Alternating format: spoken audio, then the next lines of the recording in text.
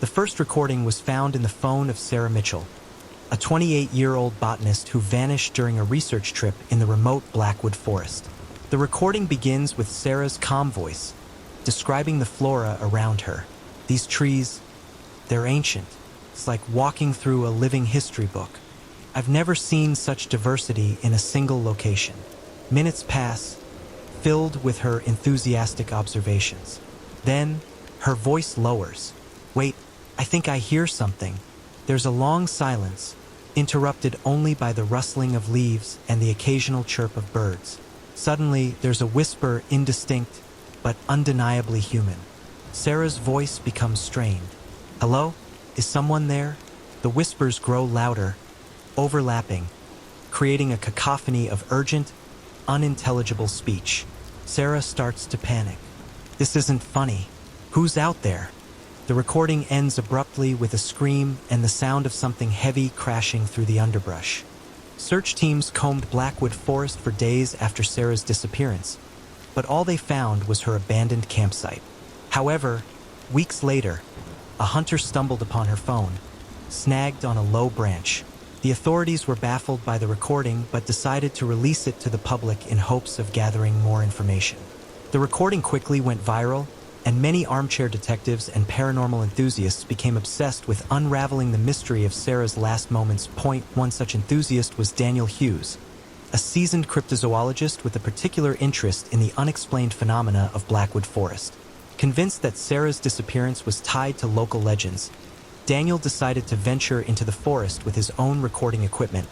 Determined to follow her last known steps, Daniel's journey began under the same ominous canopy of trees described by Sarah. The dense foliage allowed only slivers of sunlight to penetrate, casting long, eerie shadows on the forest floor. He carefully documented his findings, mimicking Sarah's approach. The biodiversity here is incredible. These plants seem almost otherworldly. Hours passed, and just as he was about to give up hope of finding anything unusual, Daniel heard it, the faint, unmistakable whispers. His pulse quickened as he activated his recorder. I can hear them too, just like Sarah described. They're getting louder. The whispers seemed to swirl around him, growing in intensity. He followed the sound deeper into the forest, his footsteps crunching on the fallen leaves and twigs. As he moved, the whispers began to form words, though they were fragmented and overlapping, making it difficult to discern their meaning. Help, trapped, listen. Daniel's hands shook as he recorded everything. He knew he was getting close to something significant. Suddenly, the forest opened up into a small clearing. In the center stood an ancient oak tree, its gnarled branches reaching out like twisted fingers. The whispers were deafening here, almost as if the tree itself were speaking. This is it, Daniel whispered into his recorder. This is where Sarah must have been. He approached the tree cautiously. At its base, he noticed a small, weathered journal half buried under the roots. He picked it up and carefully opened it. The pages were filled with Sarah's meticulous handwriting, documenting her research. The last entry, however, was different. I found the tree. The voices are louder here. They're calling to me, telling me to. The entry ended abruptly, the final words smeared and unreadable. As Daniel read, the whispers intensified, becoming more insistent, almost angry. I need to leave, Daniel said, his voice barely above a whisper. He turned to go but felt a sudden, overwhelming compulsion to stay. It was as if invisible hands were gripping him, pulling him back towards the tree. No, I have to get out. His voice trembled as he fought against the unseen force. With a tremendous effort, he broke free and stumbled back into the forest, the whispers echoing in his mind. He ran without looking back, the ancient oak tree looming behind him, its branches waving as if in farewell. When he finally emerged from the forest, Daniel was shaken but determined. He knew he had to share his findings, to warn others about the dark presence lurking in Blackwood Forest. But as he listened to his own recording later that night, he realized with horror that the whispers had followed him home. Daniel's discovery quickly gained the attention of the media and the scientific community. Despite his warnings, curiosity seekers and researchers flooded Blackwood Forest, hoping to uncover its secrets. The forest became a place of fascination, yet none who entered could ever explain the voices or the eerie feeling that permeated the area. Daniel, despite his deep unease, was determined to return to the forest one last time. Armed with more sophisticated equipment and accompanied by a small team of investigators, he ventured back into the Whispering Woods. The whispers started almost immediately, more persistent and malevolent than ever before. The team set up their base near the ancient oak tree, determined to document everything. "This is the epicenter," Daniel said into his recorder, his voice steady. "We need to understand what's happening here." As night fell, the whispers became nearly deafening. The team huddled close, their fear palpable. Suddenly, the whispers coalesced into distinct words, spoken in a language none of them recognized. The ancient oak seemed to pulse with a dark energy, its branches swaying despite the still air. One of the team members, Claire, pointed towards the base of the tree. "Look, there's something moving." From the gnarled roots emerged a figure, translucent and ethereal. It was Sarah, her face contorted in a mixture of anguish and relief. She reached out towards Daniel, her voice blending with the whispers. "Help! Free us!" Daniel stepped forward, heart pounding. "Sarah, what happened? How can we help you?" "The tree, it's a gateway. We're trapped. Souls bound by the forest's curse." The ground beneath them trembled as more spirits emerged, their faces twisted in silent pleas. The team watched in horror, unable to move. "How do we break the curse?" Daniel shouted. "Burn it." Sarah's voice was clear, filled with desperation. "Burn the tree and set us free." With renewed purpose, the team set to work. They gathered dry branches and leaves, creating a pyre around the ancient oak. The whispers grew frantic, their tone shifting from pleading to threatening as the flames ignited. The tree seemed to writhe in agony. The spirits circled the pyre, their forms flickering in the firelight. Daniel and his team backed away, watching as the fire consumed the ancient oak. The whispers reached a fever pitch. Then suddenly, there was silence. The fire burned through the night, reducing the tree to ashes. As dawn broke, the spirits began to dissipate, their expressions peaceful for the first time. Sarah lingered the longest, her form growing faint. "Thank you," she whispered, before fading into the morning light. The forest was still, the oppressive presence lifted. Daniel and his team left Blackwood Forest, never to return. The recordings of their final expedition became legendary, a testament to the mysterious and haunting power of the Whispering Woods and the years that followed. The forest slowly reclaimed the clearing where the ancient oak had stood. Nature healed, and the whispers faded into memory. But those who dared to venture too deep into Blackwood Forest still spoke of a feeling, a presence, and sometimes, in the stillness, the faintest echo of a whisper. The second recording is an audio diary kept by Harold Finch, the last keeper of the St. Augustine Lighthouse. Harold was known for his meticulous nature, recording daily logs about the lighthouse's operations. However, one entry stands out. June 14th. The light, it keeps flickering, but there's no storm, no power issues. It's almost like it's signaling something. The entry continues with Harold recounting strange noises he heard the previous night. Footsteps in the corridor. First, I thought it was the wind, but then they started talking. I could hear them, voices all around me. But when I checked, there was no one there. The recording captures the sound of Harold breathing heavily, clearly distressed. "I don't know how much longer I can stay here. The isolation is getting to me. Or maybe I'm not alone after all." There's a pause.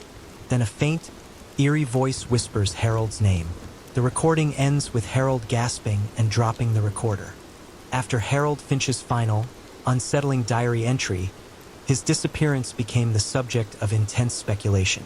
The authorities conducted a thorough investigation, but no trace of Harold was ever found. The St. Augustine Lighthouse was closed to the public, becoming a symbol of unsolved mystery, Years later, Emily Carter, a renowned paranormal investigator, decided to take on the case. She was fascinated by Harold's recordings and believed they held clues to his disappearance. Emily managed to get special permission to spend a night in the lighthouse, armed with her equipment and determination. The evening began uneventfully. Emily documented the lighthouse's structure and history, narrating her findings into her recorder. As night fell, the atmosphere grew heavy, the air thick with anticipation. June 14th, she began, echoing Harold's last entry. The light flickers again, just like Harold described. No storms, no power issues. It's almost like it's signaling something. Emily set up her cameras and audio recorders, then settled in to wait. Hours passed, the lighthouse silent except for the rhythmic crashing of waves against the rocks below. Just after midnight, Emily's recorder picked up faint footsteps echoing in the corridor. "Footsteps," she whispered, exactly as Harold described. She followed the sound, her heart pounding.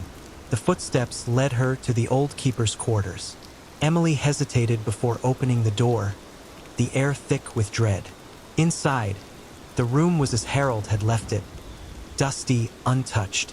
"There's no one here," Emily said into her recorder, her voice trembling.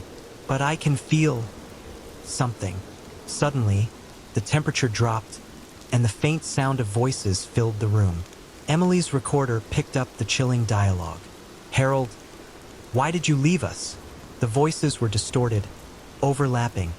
Like a chorus of the dead, Emily's breath hitched. "Who are you? What do you want? Come back," the voices implored. "Join us." The room seemed to close in on her. Emily backed away, desperate to leave, but the door slammed shut, trapping her inside. Panic surged through her as the voices grew louder, more insistent. "No," she whispered. "I won't end up like Harold." In a sudden, desperate move, she threw open a window and climbed out onto the narrow ledge. The wind howled, whipping her hair around her face. Below, the jagged rocks seemed to beckon, promising a swift end. But Emily refused to give in.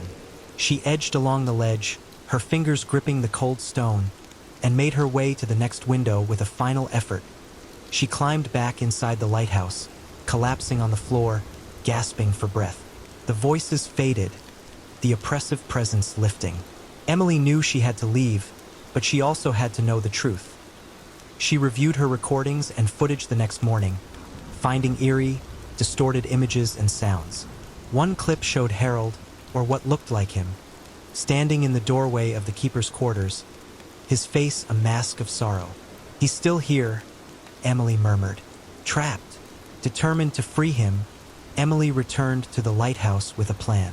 She believed the spirits were bound to the place, seeking release. She set up a ritual to cleanse the space, using candles, sage, and salt, hoping to break the curse as she performed the ritual. The voices returned, angry and desperate. Emily stood firm, reciting the cleansing incantation. The lighthouse shook, the air crackling with energy. The voices reached a crescendo, then abruptly ceased. The silence was deafening. Emily waited, heart pounding.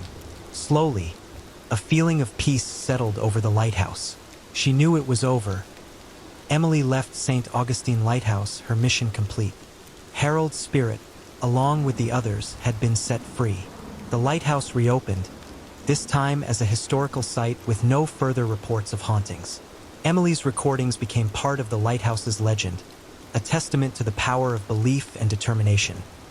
The St. Augustine Lighthouse stood tall, its light unwavering, a beacon of hope and history, no longer shrouded in mystery and fear. Months after Emily's successful cleansing of the lighthouse, she published a comprehensive report detailing her findings and experiences. The St. Augustine Lighthouse became a popular destination for tourists and paranormal enthusiasts alike. Many came to hear the story of Harold Finch and Emily's daring investigation. Despite the lighthouse's newfound peace, Emily couldn't shake the feeling that something was still unresolved. One night, she received a package with no return address. Inside, she found an old, rusted key and a letter written in a shaky hand. The letter was short but chilling. Emily, you freed us, but one remains. Use the key. Find the final truth. Harold, intrigued and alarmed. Emily knew she had to return to the lighthouse. She arrived just as dusk was settling in, the beacon already cutting through the evening fog. She made her way to the keeper's quarters, where she had first encountered the spirits. The key fit perfectly into a hidden lock in the floor, revealing a trapdoor. Below, a narrow staircase led to a small, damp chamber. In the center was an old chest, its wood dark with age. She opened it, revealing a collection of personal items: photographs, journals, and letters. At the bottom was a small, leather-bound book labeled Confessions of a Keeper. Emily's hands trembled as she opened the book. It belonged to Harold Finch. The entries detailed his life at the lighthouse, but the last few pages revealed a harrowing secret. June 10th, I found an ancient artifact in the lighthouse basement, a cursed relic.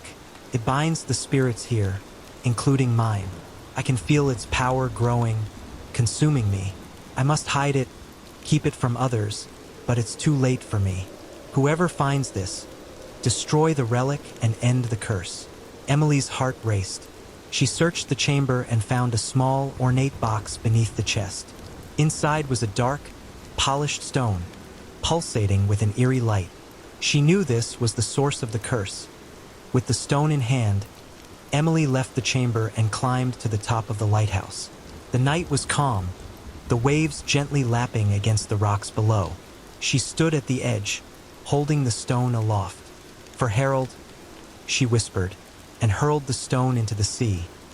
The moment the stone hit the water, a blinding light enveloped the lighthouse. Emily felt a wave of relief wash over her, and she knew the curse was broken. The light faded, and the night returned to its tranquil state. Emily descended the lighthouse, her mission complete. As she left, she glanced back one last time. The lighthouse stood silent, its beacon shining steadily, a testament to the spirits it had harbored and finally set free. Harold Finch's final words in the diary echoed in her mind. Thank you. She felt his gratitude and that of the others who had been trapped by the curse. Emily's recordings and findings became legendary, chronicling the lighthouse's true history. The St. Augustine Lighthouse, now free of its haunting past, stood as a beacon of hope and resilience, its light guiding sailors and visitors alike, unburdened by the shadows of the past. The final recording was made by a group of urban explorers who decided to spend a night in the long-abandoned Pinehurst Asylum. The leader of the group, Mike, documented their exploration. All right, we're inside. This place is massive. Everything's falling apart. It's like the set of a horror movie. The group moves through the asylum, their nervous laughter echoing in the decaying hallways. As the night progresses, the tone changes. Guys, did you hear that? Mike's voice trembles. It sounded like crying. They follow the sound to a room with iron bars on the windows. The crying stops abruptly, replaced by a low, guttural growl. The recording captures the group's frantic footsteps and panicked breaths. Let's get out of here, one of them shouts, but the growl grows louder, more feral. The last thing recorded is a series of terrified screams and the sound of metal clanging violently against metal, then silence.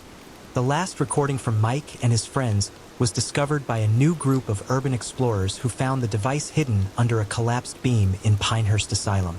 The group, intrigued by the chilling recordings, decided to investigate further despite the obvious dangers. Leading this new group was Laura, a seasoned explorer with a penchant for the paranormal. She had heard the legends surrounding Pinehurst and was determined to uncover the truth. With her team, she ventured into the asylum, armed with the latest recording equipment and a deep sense of caution as they navigated the crumbling hallways. Laura couldn't shake the feeling of being watched. The oppressive atmosphere weighed heavily on them, and whispers echoed through the empty corridors, reminiscent of the final moments captured in Mike's recording. "We need to find the room where they heard the growl," Laura said, her voice steady but laced with apprehension. "It's the key to understanding what happened." After hours of searching, they located the barred room from Mike's recording. The air was frigid, and an eerie silence hung over the space. Laura set up her equipment and began a seance, hoping to communicate with the spirits trapped within the asylum. "Spirits of Pinehurst, we seek the truth," Laura intoned. "What happened to Mike and his friends?" The room grew colder, and the whispers intensified, forming coherent words. "Trapped, release us." Suddenly, a spectral figure materialized in the center of the room. It was Mike, his face a mask of torment. "We shouldn't have come here," his voice echoed, overlapping with the other whispers. "The asylum is a prison for lost souls." Laura's breath caught in her throat. "How can we free you?" "The doctor," Mike whispered, his form flickering. "He bound us here. Find his journal. Destroy it." The figure faded, and Laura turned to her team. "We need to find that journal." Their search led them deeper into the asylum, to the remains of the doctor's office. Amidst the decaying books and papers, they found a leather-bound journal, its pages filled with detailed accounts of the experiments conducted on the patients. "This is it," Laura said, her voice trembling. "This journal holds the key." The team gathered in the central courtyard of the asylum, the journal placed in the middle of a hastily built pyre. As they lit the fire, the whispers rose to a crescendo, then abruptly ceased as the journal turned to ash. The atmosphere in the asylum changed immediately. The oppressive feeling lifted, replaced by a sense of peace. Laura felt a warm breeze pass through her, and she knew the spirits had been set free as they left the asylum. Laura reviewed the recordings. The final moments captured an ethereal chorus of voices, now calm and grateful. "Thank you," the voices whispered. "We are free." The abandoned asylum, once a place of torment and mystery, now stood silent and empty. The recordings from both Mike's and Laura's teams became a testament to the horrors and eventual redemption found within Pinehurst's walls. Laura's findings were published, and the story of Pinehurst Asylum spread, a cautionary tale of curiosity and the supernatural. The asylum, now free of its haunted past, was left to crumble and fade, its secrets finally laid to rest.